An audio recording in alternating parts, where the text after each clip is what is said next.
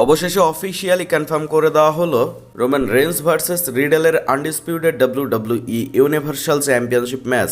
আপনারা যেমনটা জানেন, রোমান রেন্স তিনি অনেক আগ থেকেই ডাব্লিউডাব্লিউতে আসা বাদ দিয়ে দিয়েছেন।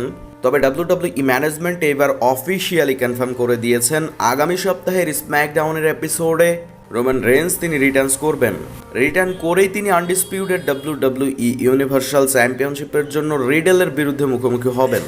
আপনারা যেমনটা জানেন, আজকের স্ম্যাকডাউনের এপিসোডে দেখানো হয়েছিল স্যামি জেন এবং রিডেলের ম্যাচ। আর এই ম্যাচটিতে যে রেসলার জিতবেন, অর্থাৎ যদি রিডেল জিতে তিনি ম্যাচ পাবেন রোমানের বিরুদ্ধে, আর যদি হেরে যান তাহলে স্ম্যাকডাউন থেকে তাকে ব্যান করে দেওয়া হবে। তবে স্যামি জেইনকে হারিয়ে এই ম্যাচটি জিতে নিয়েছেন রিডেল, আর তারপরে রোমান রেঞ্জ এবং রিডেলের মধ্যে ম্যাচটি কনফার্ম করে দেওয়া হয়েছে আনডিসপিউটেড ডাব্লিউডাব্লিউই ইউনিভার্সাল চ্যাম্পিয়নশিপের জন্য।